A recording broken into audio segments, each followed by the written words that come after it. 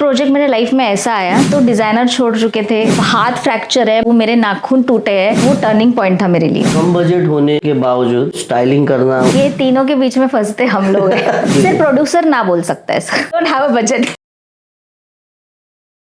नमस्कार दोस्तों, स्वागत है आप सभी का द बीटीएस टॉक में, जहां हम मिलते हैं उन लोगों से जो कैमरे के पीछे रहकर हमारी film, TV serial, web series और एड कमर्शियल को बेहतरीन बनाते हैं। आज हमारे साथ हैं बहुत ही talented costume stylist, costume designer Ashwini Jogdand ji, जिन्होंने पिछले 15 सालों से थिएटर से लेके film, TV series, web series और कमर्शियल तक अपनी पहचान बनाई है। स्वागत है बीटीएस टॉक में Ashwini. Thank you so much. Ashwini ji, अपने बारे में कुछ पता है ऑडियंस को? कि बेसिकली मेरा नाम अश्विनी जोगदंड है, मेरा जन्म सिकंदराबाद में हुआ है, बॉटम मेरी मुंबई है। तो लास्ट 2009 से मैं इस इंडस्ट्री में हूँ और इंडस्ट्री में काम कर रही हूँ। आप पहले थिएटर करते थे? जी जी, थिएटर से कॉस्ट्यूम स्टाइलिंग का सफर कैसे शुरू हुआ? देखिए, मैंने थिएटर किया 2009 से, मैंने थिएटर ज्वाइन किए। 2011-12 तक मैं थिएटर कर रही थी। फिर मैंने बहुत सारे ऑडिशंस दिए। ऑडिशंस देने के बाद कुछ हुआ नहीं। अच्छा। बेसिकली मैंने फैशन डिजाइनिंग का कोर्स तो किया हुआ था, मतलब ऑडिशन देने के बाद मैंने डायरेक्शन में भी काम किया। जो काम मतलब क्या होता है ना इंडस्ट्री में, जब हम लोग ऑडिशन करते हैं तो एक टाइम पीरियड आता है कि सर्वाइवल मोड, कि हमको सर्वाइव करना है। तो मैंने थिएटर के बाद डायरेक्शन में भी काम किया। फिर मुझे स्टाइलिंग अच्छी लगी तो मैं स्टाइलिंग में काम करी पिछले 8 साल से, 8-9 साल से। स्टाइलिंग में वो एज असिस्टेंट में ही पहला प्रोजेक्ट किए होंगे जी। तो कौन सा था पहला प्रोजेक्ट? स्टाइलिंग में पहला प्रोजेक्ट मेरा सीरियल था जी, दिव्य दृष्टि था, जो स्टार प्लस पे आता था। स्टाइलिंग में असिस्टेंट से, असिस्टेंट स्टाइलिस्ट से कॉस्ट्यूम डिजाइनर का सफर कैसा? जैसे मैंने असिस्टेंट काफी काम किया, काफी टाइम असिस्टेंट का काम करती रही। एक प्रोजेक्ट मेरे लाइफ में ऐसा आया कि जहाँ वो टर्निंग पॉइंट था मेरे लिए। अच्छा। मतलब एक कैसी आर्या करके वेब सीरीज है, तो मैं वो शो कर रही थी, शूट कर रहे थे, करीबन 4-5 महीने वो शूट चला। जब शूट चालू हुआ तो डिजाइनर छोड़ चुके थे। अच्छा। और एक असिस्टेंट ने भी छोड़ दिया। तो उसमें पहले से असिस्ट कर रही थी? मैं पहले से असिस्ट कर रही थी जी, मैं असिस्टेंट ही थी। बट जब डिजाइनर ने छोड़ दिया और असिस्टेंट जो दूसरे असिस्टेंट थे उसने भी छोड़ दिया, तो मुझे काम करना था। तो वो शो मैं कंटिन्यू करी। वो शो के दौरान मुझे बहुत कुछ पता चला कि काम कैसे होता है, डिजाइनर काम कैसे करते हैं, ठीक है, कपड़े कहाँ से अरेंज करने होते हैं, कैसे, मतलब वो जब एक जिम्मेदारी तुम पर आ जाती है ना तो तुम सब सीख जाते हो। वो एक टर्निंग पॉइंट था मेरे लाइफ में कि नहीं, मैं भी कर सकता अकेले प्रोजेक्ट। के बाद मैंने धीरे धीरे एड शूट्स लेना शुरू कर दिया। तो मेरी शुरुआत वैसे एड शूट से थी। मेरी पहली एड जो थी डॉलर बनियान की थी। अच्छा जी, डॉलर बनियान। हाँ जी, वो पहली एड थी मेरी। तो वहां से मेरा सफर शुरू हुआ है इंडिविजुअल। हम तो इंडस्ट्री में जानते हैं कॉस्ट्यूम डिजाइनर, स्टाइलिस्ट क्या काम करते हैं जी। लेकिन कुछ हमारे दर्शक को बता सकते हैं कि एक कॉस्ट्यूम स्टाइलिस्ट का क्या, क्योंकि लोगों को दिखता है कि सब सूट बूट में आ गए हैं, तैयार होके आ गए, लेकिन उसके पीछे उसका पीछे का क्या मेहनत लोगों को पता नहीं होती है। कैसे, मतलब प्रोसेस बताइए ना जी। कैसे होता है ना कि जैसे हम हमारे पास पहले स्क्रिप्ट आती है। जैसे स्क्रिप्ट आती है तो स्क्रिप्ट पढ़ते हैं हम, स्क्रिप्ट में कैरेक्टर्स कितने होते हैं वो निकालते हैं हम, कौन सा कैरेक्टर कैसे दिखेगा as a point of view, director के भी पॉइंट ऑफ व्यू से और हमारे भी पॉइंट ऑफ व्यू से हम देखते हैं। फिर मीटिंग्स होती है, मीटिंग में तय होता है कि कैरेक्टर कैसे दिखेगा, फाइनल होता है। उसके बाद उस कैरेक्टर में मेहनत करते हैं हम कि उसके कपड़े कैसे होंगे। जैसे हम नए कपड़े खरीदते हैं, उसको पुराने कैसे करे, उसको एजिंग कैसे करे, ठीक है अपनी इंडस्ट्री में। हाँ, तो ये सब मेहनत होती है। मतलब उनके कानों की बाली से लेके हेड टू टो आप कहो, इतना काम, उतनी मेहनत हमको करनी पड़ती है। और ना ये सब अरेंज करने के लिए ना बहुत शॉर्ट टाइम हमको मिलता है। कभी कभी एक रात में चेंज करना पड़ता है, डेफिनेटली करना पड़ता है, बिल्कुल अरेंज करना पड़ता है। हो जाता है, करना ही पड़ता है, तुम्हारे पास ऑप्शन नहीं होता। अरे अभी आपने कहा स्क्रिप्ट मिलती है, उससे डिजाइनिंग करते हैं कैरेक्टर वगैरह। एक डायरेक्टर और डीओपी के साथ कोऑर्डिनेशन कितना इंपॉर्टेंट होता है? बहुत इंपॉर्टेंट होता है। एक डायरेक्टर को क्या चाहिए कैरेक्टर में, क्योंकि ना कॉस्ट्यूम बहुत बड़ा रोल प्ले करता है इस इंडस्ट्री में। ऐसा नहीं है कि एक्टर आया एक्टिंग करके चला गया, ऐसा नहीं होता है। तो उस कैरेक्टर को वैसा दिखाना ये बहुत बड़ा चैलेंज होता है। बराबर। डीओपी वो होता है जो लाइट और डीओपी कलर्स के बारे में भी सजेस्ट करते हैं। जी जी, बिल्कुल सजेस्ट करते हैं, क्योंकि उनको पता है उनकी फ्रेम क्या है, उनको पता है उनके लाइट्स क्या है, कलर पैलेट क्या है, तो उनको बहुत अच्छे से पता है कि ये लाइट लाइट में वो कलर कैसा दिखेगा, कोई भी कलर अगर चूज करो तो वो कैसा दिखा, ये डीओपी का बहुत बड़ा हाथ होता है इसमें। कलर से डीओपी से मैं एक और टॉपिक पे आ रहा हूँ। कभी कम बजट होने के बावजूद वो स्टाइलिंग करना, वो अचीव करना कैसे होता है या क्या होता है? ये बहुत मुश्किल सवाल है, क्योंकि डीओपी ने बोल दिया मुझे ये कलर चाहिए, ठीक है, प्रोडक्शन ने बोल दिया मेरा इतना ही बजट है, और डायरेक्टर ने बोल दिया मुझे ये डिजाइन चाहिए। उस तीनों के बीच में, ये तीनों के बीच में फंसते हम लोग हैं। तो थोड़ा सा बताइए कैसे? देखो कैसे है ना कि बजट तो आजकल सबका ही कम है, तो ये हो रहा है कि प्रोड्यूसर बोल देते हैं हमारा बजट कम है, डायरेक्टर कॉम्प्रोमाइज नहीं करता है, डीओपी कलर चाहिए। ऐसा है कि करना ही पड़ता है सर। समटाइम्स तो मैंने कितनी बार, तो आप खुद भी जानते हैं, हमने भी साथ में काम लेकिन किया मैं है। सवाल इसीलिए भी किया क्योंकि हमारे साथ भी ये हो चुका है। आपको पता है हमने कैसे शूट किया है, बरोबर। कम बजट में हमने कैसे शूट किया है, सो करना पड़ता है। नहीं, इस मामले में तो बहुत कोई ऑप्शन नहीं है, आपका मतलब कोई क्योंकि तोड़ क्या नहीं होता है ना, मैंने खुद देखा है कि भाई एक रात में सब चीजें चेंज हो गई है, और डायरेक्टर को डायरेक्टर का विजन भी मिल गया, डीओपी को डीओपी का कलर भी मिल गया, और प्रोडक्शन को उसके बजट में ही काम हो गया।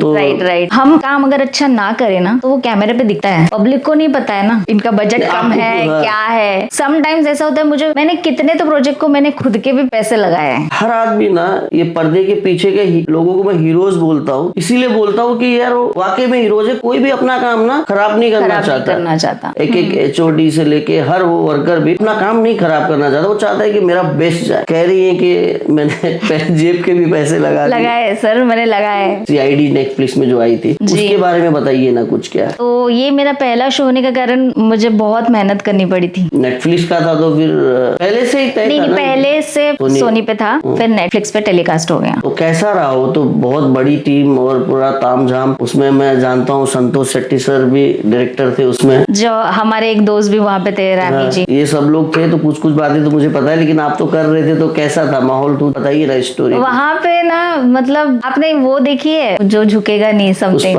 पुष्पा, उसमें वो साड़ी का कैरेक्टर था। तो क्या होता है ना, जैसे कि 3-3 दिन की स्टोरीज होती है, हम लोग हफ्ते भर शूट कर देते वो, ठीक है। तो ये होता था कि हर स्टोरी में नया कुछ, डेली लोकेशन शिफ्टिंग होती है उसमें तो। हाँ, मैं जेन्युइनली बोलूं, ये शो ने मुझे बहुत कुछ सिखाया है। ये शो में मतलब मैंने जानवर भी बनाया लोगों को, मतलब वो कैसे बनाना है, क्या बनाना है, वो भी। और ये पता है बहुत कम टाइम होता है ये सब अरेंज करने के लिए। मतलब आप सोच नहीं सकते कि अभी अगर क्रिएटिव ने मांग लिया कि मुझे ये चाहिए, तो तुम दुनिया इधर की ढूंढ लो, करना ही पड़ेगा।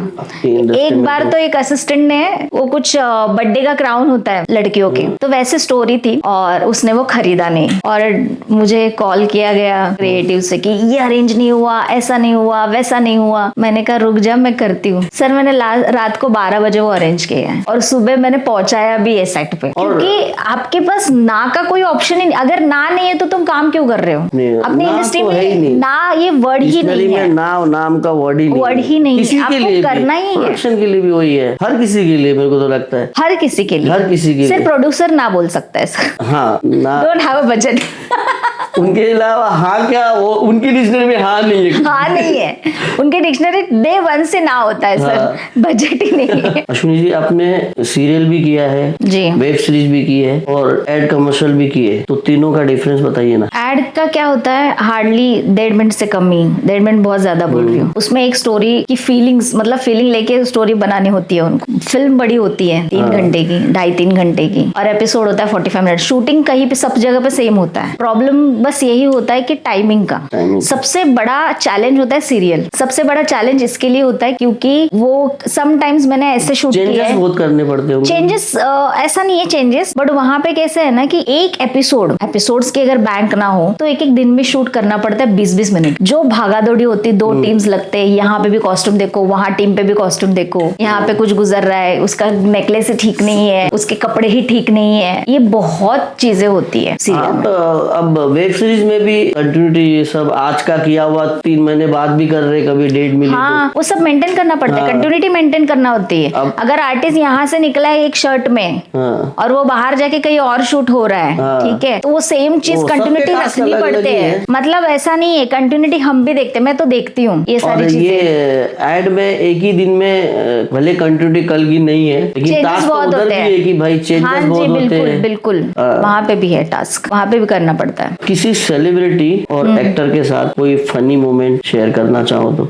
फनी मूवमेंट फनी मैंने मोमेंट या कोई भी किस्सा? किस्सा मैं बताती हूँ। जैसे मैंने बताया कि जो टर्निंग पॉइंट वाला जो सीरियल वेब जो, सीरीज हाँ, थी वो, अच्छा वेब सीरीज थी वेब वो? सीरीज थी वो। ओके। तो वहां पे मेरा नीति टेलर के साथ बहुत अच्छा रिश्ता हो गया था। मतलब मैं जेन्युइनली बोलूं, वो जो शूट में है ना, मेरा हाथ फ्रैक्चर है, मैं गिरी हूँ, मेरे नाखून टूटे हैं, मैं वैसे शूट पे गई हूँ गाड़ी उठा उठा के।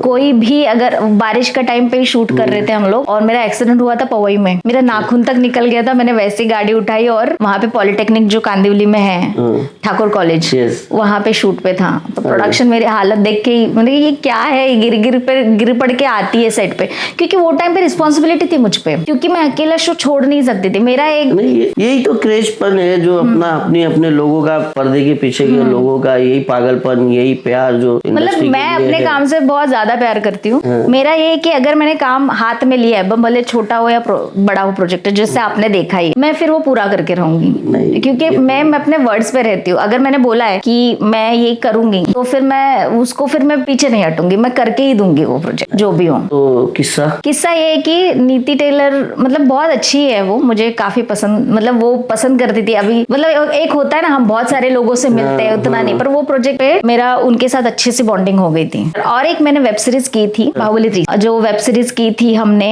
जहाँ पे यंग शिवगामी थे, कटप्पा के पिताजी थे, तेज सप्रू थे कटप्पा के पिताजी। मैं सच बात कहूँ, ये जो ओल्ड आर्टिस्ट होते हैं ना, ये बहुत अमेजिंग होते हैं। आप इतने साल से काम कर रहे हो इंडस्ट्री में जी। आर्टिस्ट के साथ कॉस्ट्यूम स्टाइलिस्ट हमेशा पास होते हैं उनके, ठीक है, तो किसी आर्टिस्ट के साथ का कोई इंसिडेंस, कोई कॉस्ट्यूम स्टाइलिस्ट ही पास होती है सर। बिल्कुल, वो तो है। तो उनके साथ में बहुत सारे ऐसे तो मेरे रिश्ते बहुत सारे आर्टिस्ट के साथ बहुत अच्छे रहे हैं सेट पे, पर मैं एक जरूर बताना चाहूंगी। जब मैं असिस्टेंट थी बाहुबली 3 में, वहां पे तेज सप्रू, जिनको हमने बचपन से एक विलन के रोल में देखा है, ठीक है, तो बचपन से मेरे थॉट में भी वो विलन ही थे, पर जब मैं उनके साथ काम करने लग गई ना, बट वो वैसे बिल्कुल भी नहीं है। He is a very good artist. क्या होता था ना, हम कंटिन्यूटी देखते थे, तो उन्होंने मुझे क्या कहा था बताया, कहा कि मैं एक आर्टिस्ट हूँ, मुझे मेरी कंटिन्यूटी पता है, मैं अपने कंटिन्यूटी का ध्यान रखूंगा, तुम मत करना, तुम्हारे पास और भी आर्टिस्ट है, तुम उस पर ध्यान रखना। अगर कोई आर्टिस्ट ऐसा बोलता है ना, ये बहुत बड़प्पन लगता है, ठीक है, क्योंकि हर किसी को, अगर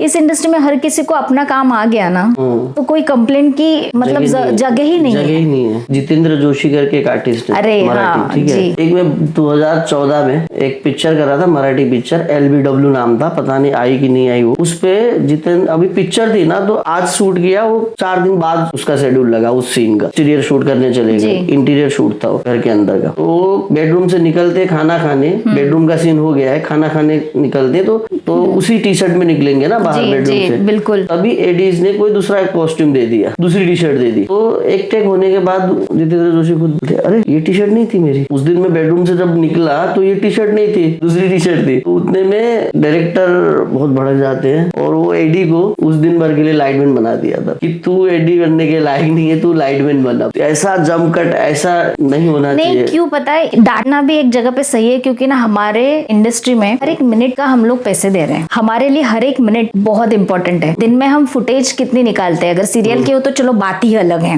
वहां पे तो भाई हम दिन रात काम करते हैं एक एपिसोड के लिए, ठीक है। बट थिंग इज दैट कि जब हम मूवी करते हैं, जब हम लोग वेब सीरीज करते हैं, दिन का 8 या 10 मिनट का फुटेज निकलना भी बहुत बड़ी बात होती है, ठीक है। तो उसके लिए वो डांटना जायज है। अरे वो भाई, वो इमोशन, वो सेटअप, फिर से वो आर्टिस्ट का भी मूड, सब कुछ खराब हो जाता है। जैसे कहा कि अगर आर्टिस्ट फ्लो में आ गया और बीच में ऐसे कुछ प्रॉब्लम्स हो गए, वो एडी ने भी एक्सेप्ट किया अपनी गलती। कसम से बता रहा हूँ कि वो पूरा दिन एकदम लाइट वालों के साथ ही था। डायरेक्टर का नाम कुछ अंकुर करके था। क्या होता है ना, ये जैसे ये आर्टिस्ट हो गए और पुराने आर्टिस्टों के साथ काम किया है, इन लोगों को पता होता है कि भाई मेरा क्या था, क्या काम है। क्या काम की बात छोड़ो, ये बहुत बड़ी बात है। मतलब उस दिन से मैं तेज सप्रू की सीरियसली फैन हो गई कि यार ये बंदा ऑन स्क्रीन अलग है और पर्सनल बहुत अलग है। बहुत लोग सोचते हैं कॉस्ट्यूम स्टाइलिस्ट का काम बहुत ग्लैमर होता है, और रियलिटी क्या होती है? कॉस्ट्यूम स्टाइलिस्ट का काम ही ग्लैमर ही तो होता है, और क्या होता है। हम जब अच्छे